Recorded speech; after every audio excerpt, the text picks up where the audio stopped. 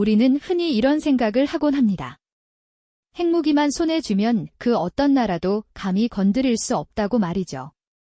핵이라는 절대적인 힘 앞에서는 모든 위협이 무력해진다고 믿는 것이 어쩌면 당연한 이치처럼 들리기도 합니다. 하지만 과연 그럴까요? 만약 전 세계 최강국인 미국이 특정 핵보유국을 다른 핵보유국보다 더 쉬운 상대로 인식하고 있다면 여러분은 어떤 생각이 드실까요? 특히 그 대상이 북한이라면 놀라운 역설의 이면에는 대체 어떤 비밀이 숨어 있을까요? 오늘 우리는 핵무기를 둘러싼 국제정치의 복잡한 이면과 우리가 미처 알지 못했던 냉혹한 현실을 함께 들여다보려고 합니다. 핵이라는 절대적인 힘에 대한 우리의 고정관념이 어떻게 흔들릴 수 있는지, 그리고 그 이면에 숨겨진 전략적 계산은 무엇인지 지금부터 차근차근 파헤쳐 볼까요? 핵무기가 마치 국가의 안보를 보장하는 최종 방패처럼 여겨지는 시대에 미국이 북한을 다른 핵보유국과 다르게 바라보는 이유에 대한 질문은 우리에게 깊은 호기심과 함께 기존 지식에 대한 새로운 도전을 안겨줄 것입니다. 평화로운 도시 위로 핵미사일이 발사되는 섬뜩한 상상 속에서 과연 핵이 진정한 안전을 가져다주는 것인지 그 해답을 찾아 떠나보시죠. 핵 억지력의 핵심은 무엇일까요? 단순히 핵무기를 많이 갖고 있다는 사실만으로는 부족합니다. 바로 선제 공격을 당하고도 보복할 수 있는 능력, 즉 2차 보복 능력이 존재해야만 진정한 핵 억지력이 완성된다고 할 수 있죠. 만약 상대방이 먼저 공격을 감행하더라도 그 공격을 버텨내고 다시 핵으로 응징할 수 있는 힘이 있다면 어떤 나라도 쉽게 선제 공격을 시도할 수 없을 겁니다. 이것이 바로 핵무기를 통한 공포의 균형, 즉 상호확증 파괴, MAD, 전략의 근간을 이룹니다.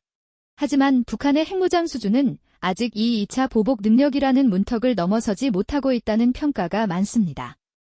북한의 핵자산은 아직까지 구조적인 한계를 안고 있기 때문이죠.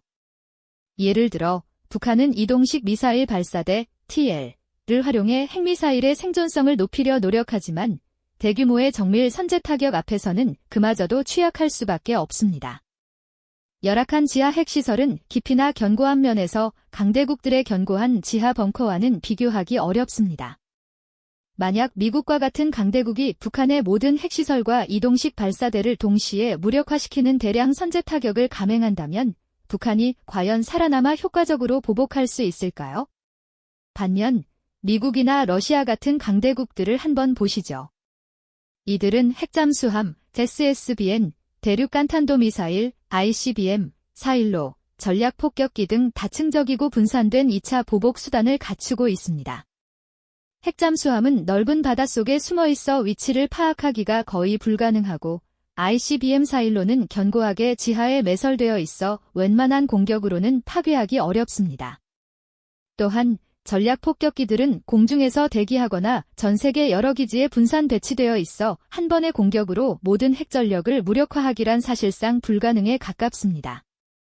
이처럼 강대국들은 공격을 당하더라도 반드시 보복할 수 있는 능력을 견고하게 구축해 놓았기 때문에 그 누구도 이들에게 선제 공격을 감행할 엄두를 내지 못하는 것이죠.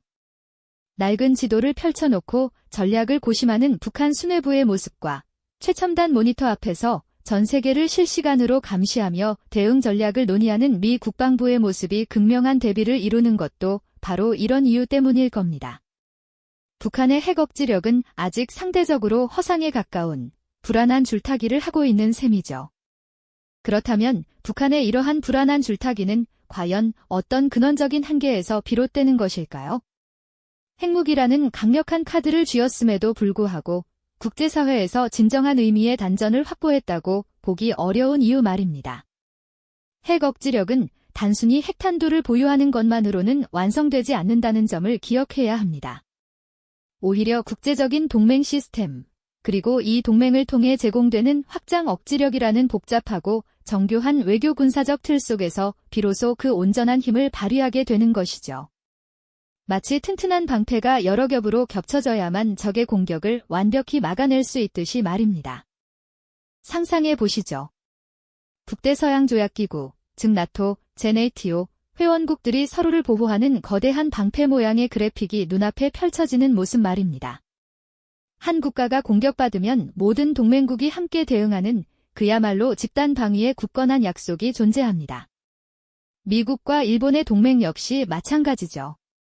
이처럼 다자간 군사 동맹국들은 유사시 서로에게 군사적 지원을 아끼지 않겠다는 강력한 의지를 공유하며, 이는 곧 특정 국가가 핵무기를 보유하지 않더라도 동맹국의 해구산 아래에서 안전을 보장받을 수 있다는 뜻이 됩니다. 이것이 바로 확장 억지력의 핵심 원리인데요. 동맹국이 핵공격을 받으면 미국이 자국에 대한 공격으로 간주하고 핵보복을 감행하겠다는 약속이 대표적인 예시라고 할 수 있겠습니다. 하지만 북한의 상황은 이와는 사뭇 다릅니다. 북한은 국제사회에서 고립된 체제를 유지하고 있으며 강력한 군사 동맹국으로부터 확장 억지력을 제공받을 수 있는 위치에 있지 않습니다. 중국이나 러시아가 북한의 우방이라고는 하지만 이들이 북한의 핵무장을 전적으로 지지하며 유사시 미국의 핵공격에 맞서 자국의 핵전력으로 북한을 방어해 줄 것이라는 기대는 현실적으로 어렵습니다. 오히려 북한의 핵개발은 이들 국가에도 국제적 부담으로 작용하고 있는 실정이죠. 결국 북한은 오롯이 자신들의 핵 전력만으로 모든 위협에 맞서야 하는 말 그대로 고립무원의 상태에 놓여 있는 셈입니다. 이러한 고립은 북한의 핵 억지력에 치명적인 약점으로 작용합니다.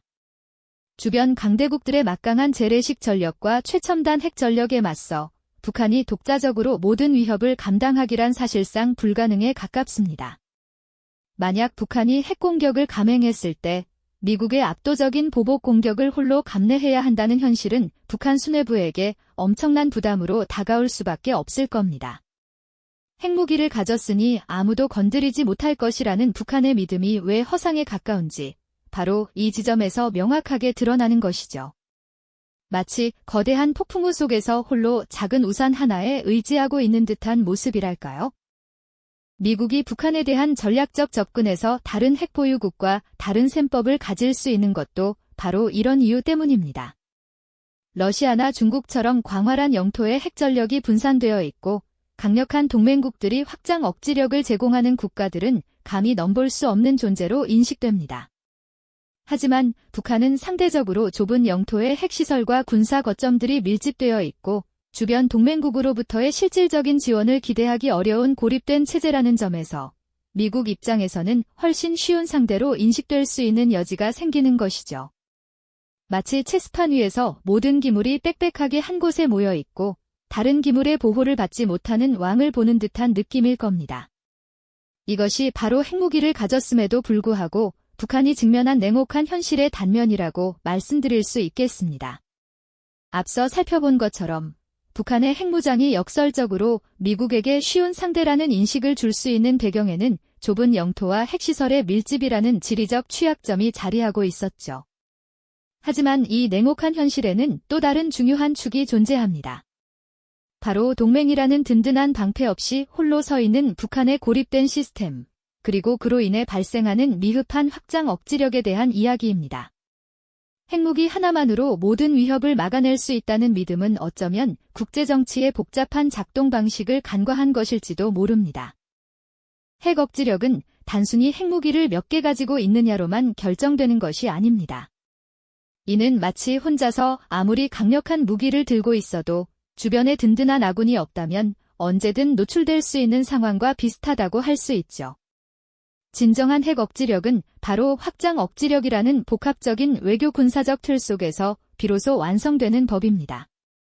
확장 억지력이란 동맹국이 적의 공격을 받을 경우 자국에 대한 공격으로 간주하고 핵무기를 포함한 모든 군사력을 동원해 보복하겠다는 약속을 의미합니다. 이는 말 그대로 동맹국을 보호하기 위해 자국의 해구산을 펼쳐주는 것이나 다름없죠. 가령 북대서양조약기구, 즉 나토, 제네티오의 경우를 한번 떠올려 보시죠. 나토 회원국 중 어느 한 나라라도 공격을 받으면 모든 회원국이 공동으로 대응한다는 집단 방위 조항은 강력한 확장 억지력의 대표적인 예시입니다. 미국과 일본의 동맹 또한 마찬가지죠. 미국은 일본이 공격받을 경우 자국의 모든 군사력을 동원해 방어하겠다는 확고한 약속을 하고 있습니다. 이러한 다자간 또는 양자간 군사동맹은 마치 촘촘하게 짜인 거대한 방패처럼 동맹국들을 감싸며 잠재적 적국이 함부로 도발할 엄두를 내지 못하게 만드는 강력한 안전망 역할을 수행합니다. 그러나 북한은 어떻습니까? 국제사회로부터의 실질적인 지지나 든든한 동맹의 보호 없이 홀로 서 있는 형국이죠. 물론 중국과의 조중우호 협조 및 상호원조 조약이 존재하긴 하지만 이것이 서방 세계의 동맹만큼 강력하고 즉각적인 군사적 개입을 보장할지는 미지수라는 평가가 많습니다. 북한은 국제사회의 제재와 고립 속에서 사실상 스스로의 힘으로만 모든 위협에 맞서야 하는 한계를 안고 있습니다. 마치 거친 바다 한가운데에 홀로 떠있는 작은 배처럼 주변의 어떤 배도 돕겠다는 약속 없이 폭풍우를 견뎌야 하는 상황과 같다고 할 수 있겠죠. 이러한 고립된 체제는 미국이 북한에 대한 전략적 접근에서 다른 핵보유국들과는 전혀 다른 셈법을 가질 수 있게 만듭니다. 러시아나 중국처럼 광활한 영토에 핵전력이 분산되어 있고 강력한 동맹국들이 확장 억지력을 제공하는 국가들은 감히 넘볼 수 없는 존재로 인식됩니다. 하지만 북한은 상대적으로 좁은 영토에 핵시설과 군사 거점들이 밀집되어 있고 주변 동맹국으로부터의 실질적인 지원을 기대하기 어려운 고립된 체제라는 점에서 미국 입장에서는 훨씬 쉬운 상대로 인식될 수 있는 여지가 생기는 것이죠. 마치 체스판 위에서 모든 기물이 빽빽하게 한 곳에 모여 있고 다른 기물의 보호를 받지 못하는 왕을 보는 듯한 느낌일 겁니다. 이것이 바로 핵무기를 가졌음에도 불구하고 북한이 직면한 냉혹한 현실의 단면이라고 말씀드릴 수 있겠습니다. 결국 핵 억지력은 단순히 핵무기 보유에서 그치는 것이 아니라 2차 보복 능력, 전략적 중심, 그리고 국제적 동맹이라는 세 가지 축이 모두 견고하게 맞물려야 비로소 진정한 힘을 발휘하는 것이죠. 이 세 가지 요소 중 어느 하나라도 취약하다면 핵무기는 그저 비싼 장난감, 혹은 오히려 더 큰 위협을 자초하는 도구가 될 수도 있다는 냉정한 사실을 우리는 마주해야 합니다. 북한의 경우가 바로 이 복합적인 취약점들을 고스란히 보여주는 사례라고 할 수 있겠습니다. 이처럼 핵을 가졌음에도 불구하고 미국에게 쉬운 상대로 인식될 수밖에 없는 복합적인 이유들이 한 점으로 수렴되는 순간 핵무장을 통한 안전이라는 북한의 믿음이 얼마나 취약한 기반 위에 서 있는지를 우리는 깨닫게 됩니다. 그렇다면 단순히 핵무기를 손에 쥐는 것만으로는 진정한 안전을 보장받을 수 없다는 뜻일까요? 우리는 핵을 가진 북한이 왜 미국에게 상대하기 쉬운 국가로 인식될 수밖에 없는지 그 복잡한 퍼즐 조각들을 이제 하나의 그림으로 맞춰볼 시간입니다. 핵 억지력의 본질은 단순히 파괴적인 무기를 소유하는 것을 넘어 적의 공격을 받은 후에도 보복할 수 있는 능력, 즉 뒤차 보복 능력을 갖추고 있는지에 달려있다고 말씀드렸죠. 만약 적의 기습적인 핵 선제 공격으로 인해 보복할 수단마저 완전히 무력화된다면 아무리 많은 핵무기를 가지고 있어도 그것은 그저 값비싼 고철 덩어리에 불과하게 될 겁니다. 마치 권투 선수가 상대의 첫 펀치에 쓰러져 버리면 아무리 강력한 주먹을 가졌어도 다음 라운드에서 싸울 기회조차 얻지 못하는 것과 똑같은 이치라고 할 수 있겠죠. 여기에 더해 전략적 깊이, 곧 중심의 문제도 빼놓을 수 없는 핵심 요소입니다. 광활한 국토를 가진 러시아나 중국 같은 강대국들은 핵시설이나 주요 군사 거점들을 넓은 지역에 분산 배치하여 설령 일부가 파괴된다 해도 나머지 시설로 충분히 보복 공격을 감행할 수 있습니다. 하지만 북한처럼 국토가 좁고 대부분의 핵심 핵시설 및 군사 거점들이 한정된 지역에 빽빽하게 밀집되어 있는 경우에는 이야기가 달라집니다. 잠재적 적국 입장에서는 비교적 적은 노력으로도 북한의 핵 능력을 한 번에 마비시킬 수 있다는 계산이 나올 수 있죠. 이는 마치 귀중한 모든 자산을 작은 금고 하나에 몰아넣어 두는 것과 다를 바 없습니다. 그 금고가 무력화되는 순간 모든 것을 잃게 되는 위험천만한 상황에 놓이게 되는 셈이죠. 그리고 마지막으로 국제적 동맹이라는 든든한 울타리의 유무가 핵 억지력의 무게를 결정하는 중요한 변수입니다. 강력한 동맹국을 가진 나라는 자국의 핵전력이 위협받을 때 동맹국의 확장 억지력이라는 보호막 아래 안심할 수 있습니다. 예를 들어 미국과 유럽 국가들이 맺은 NATO 동맹이나 미국과 한국, 일본이 구축한 안보 협력 체제가 대표적이죠. 이들은 마치 거대한 방패처럼 서로를 지켜주며 어떤 적도 감히 넘볼 수 없게 만듭니다. 하지만 북한은 어떻습니까? 오랜 시간 국제사회로부터 고립된 체제로 인해 유사시에 자신을 보호해줄 강력한 동맹국의 확장 억지력에 기댈 수 없는 한계를 지니고 있습니다. 핵 위협에 직면했을 때 홀로 모든 것을 감당해야 하는 고립된 지도자의 모습은 국제사회의 냉혹한 현실 속에서 얼마나 위태롭고 불안정한 상황인지 여실히 보여주는 대목일 겁니다. 이는 마치 폭풍우가 몰아치는 바다 한가운데서 홀로 작은 배를 타고 있는 것과 같다고 할 수 있겠죠. 결국 핵무기를 가졌다는 사실 하나만으로 모든 위협에서 벗어날 수 있다는 북한의 믿음은 이처럼 2차 보복 능력, 전략적 중심, 그리고 국제적 동맹이라는 세 가지 핵심 축이 모두 취약한 기반 위에 서 있다는 것을 명확히 보여주고 있습니다. 이 세 가지 요소 중 단 하나라도 흔들린다면 핵이라는 강력한 무기는 오히려 더 큰 위험을 불러올 수 있는 양날의 검이 될 수도 있는 것이죠. 마치 튼튼해 보이는 다리도 세 개의 기둥 중 하나라도 무너지면 전체가 붕괴될 수 있는 것과 같은 이치입니다. 이처럼 냉엄하게 전개되는 국제정치의 현실 속에서 핵무기는 더 이상 단순한 파괴력을 가진 무기가 아닙니다. 그것은 한 국가의 존망을 좌우하고 복잡다단한 국제 질서의 판도를 뒤흔들 수 있는 가장 강력한 변수이자 매 순간 고도의 전략적 계산을 요구하는 살아있는 존재인 것이죠. 핵을 가졌으니 안전하다는 막연한 믿음은 어쩌면 가장 위험한 착각일지도 모릅니다. 우리가 오늘 살펴본 북한의 사례는 핵이라는 절대적 힘의 이면에 숨겨진 복잡하고 냉혹한 전략적 이면을 깨닫게 하는 중요한 교훈을 던져줍니다. 핵무기를 둘러싼 국제정치의 복잡성을 깊이 이해하는 것은 단순히 북한 문제에 국한되지 않습니다. 이는 한반도와 더 나아가 동북아시아의 미래를 예측하고 우리가 어떤 전략적 대응을 준비해야 할지에 대한 필수적인 지혜를 제공합니다. 단순한 공포나 환상에 사로잡히는 대신 현실적인 전략적 사고의 중요성을 깨닫는 계기가 되어야 할 것입니다. 우리는 이 핵의 시대를 어떻게 이해하고 또 어떻게 현명하게 헤쳐나가야 할까요? 그렇다면 이처럼 복잡하고 냉혹한 국제정세 속에서 우리 대한민국은 과연 어떤 전략적 선택을 해야만 할까요?